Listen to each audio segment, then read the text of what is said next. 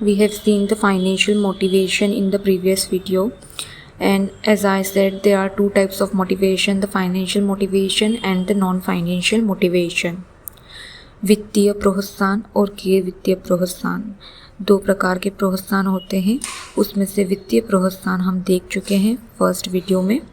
अब हम गैर वित्तीय प्रोत्साहन नॉन फाइनेंशियल मोटिवेशंस और इंसेंटिव्स को देखते हैं। The first non-financial motivation is job security. Every employee wants their job to be secure. Job security, a sense of security in their job, gives them the feeling of confidence, and they do work without any stress and tension. Whereas the frequent termination in the job and suspension in the job makes the employee angry and irritated. But there is one disadvantage of the job security, and that is that one may feel or one may show overpride attitude, as they know that their job is secured and they won't lose their job in the future. नौकरी की सुरक्षा, जैसा कि आप जानते हैं कि हर व्यक्ति, हर इंसान अपनी नौकरी की सुरक्षा चाहता है। वो चाहता है कि जो भी वो कार्य कर रहा है, जो भी वो नौकरी कर रहा है, वो क्या हो, सुरक्षित हो, उसे घड़ी घड़ी नौकरी से ना निकाला जाए। जब इंसान को घड़ी घड़ी नौकरी से नहीं निकाला जाता है तो एक सेंस ऑफ सिक्योरिटी उसके दिमाग में होती है और वो जो है ज़्यादा सिक्योर फील करता है। काम पे एकदम बिना टेंशन के, बिना स्ट्रेस के ज़्यादा ध्यान दे सकता है, फोकस कर सकता है। और अगर उसे घड़ी घड़ी सस्पेंड किया जाए या टर्मिनेट किया जाए तो ऐसे केस में एम्प्लॉइज़ जो होते हैं वो इरिटेट हो जाते हैं और कई बार गुस्सा आने के कारण जॉब को छोड़ भी देते हैं। यहाँ पे जो नौकरी की सुरक्षा है ये एक तरह का प्रोत्साहन है जो कि कई ऑर्गेनाइजेशंस देती है, पर इस प्रोत्साहन का एक जो है हानि भी है, और ये हानि ये है कि कई बार एम्प्लॉइज़ जो होते हैं ज़्यादा कॉन्फिडेंट और ज़्यादा एटीट्यूड शो करते हैं, ओवर प्राइड एटीट्यूड को शो करते हैं, क्योंकि उन्हें पता होता है कि भले वो कार्य बिगाड़ दे या कार्य ना भी करे समय पर, तो भी उनकी जॉब जो है वो क्या है, सिक्योर है। नेक्स्ट नॉन फाइनेंशियल मोटिवेशन और non financial incentive is employee recognition programs. Many organizations conduct employee recognition programs. Recognition of the employee means the acknowledgement of his better work in front of the whole organization by the superiors. Recognition motivates the employee to maintain his level of performance or to perform more better in the future. Recognition of the employees by the superior can be done just by congratulating him in front of the whole organization or in front of the whole department. It can be done by the superior by providing rewards to the employee in the form of certificates or in the form of medals like silver medal, gold medal. There can be any form of the medals and rewards. Next, it can also be done by the superior by displaying his name in the notice board of the organization along with the achievement that he has. There are many institutions which are using employee recognition program. The common are the banks. In many banks you will see the employee recognition program. When you will see the notice board in the banks, you will find the employees of the year or the employee of a month or the best groomed employee of the month. Such types of recognition are very important for motivating the employees and maintaining their level of performance. तो दूसरा गैर वित्तीय प्रोत्साहन जो है वो है employees, कर्मचारियों को जो है मान सम्मान देना, उनके अच्छे कार्यों की पहचान करना। अच्छे कार्यों की, उन्हें जब भी वो अच्छा प्रदर्शन करते हैं तो उनको मान सम्मान और उनको पहचान दिलाना जो होता है वो भी एक प्रकार का प्रोत्साहन होता है, जिससे कि वो और ज़्यादा क्या होते हैं, प्रोत्साहित हो जाते हैं, मोटिवेट हो जाते हैं और जिस प्रकार का प्रदर्शन उन्होंने दिखाया होता है उस प्रकार के प्रदर्शन को वो मेंटेन कर रखने की, बरकरार रखने की कोशिश करते हैं और कोशिश करते हैं कि भविष्य में वो अपने प्रदर्शन को और भी अच्छे से कर पाए। तो कर्मचारियों के अच्छे कार्य की पहचान दिलाने के कई तरीके होते हैं सुपीरियर द्वारा।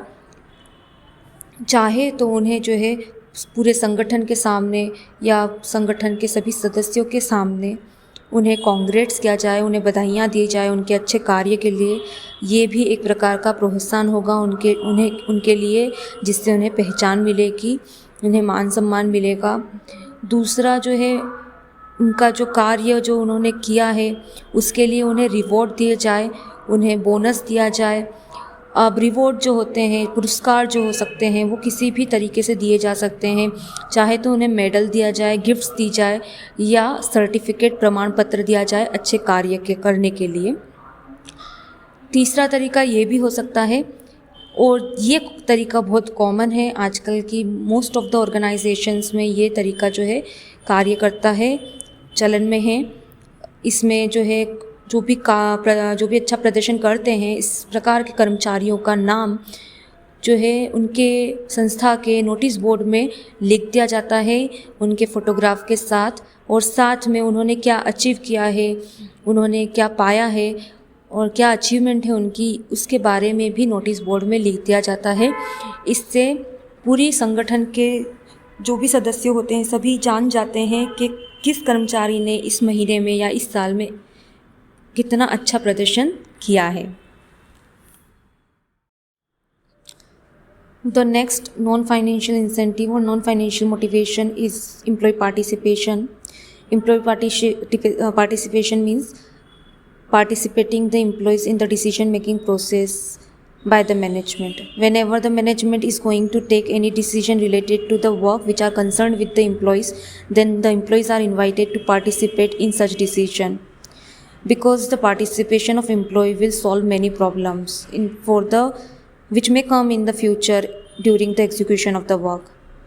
So before executing any work, the decisions that are taken by the management are given to the employees to review, and the employees also gives their suggestions and problems that they may face in the execution of the work, and after that all the problems are resolved by the management and employees together.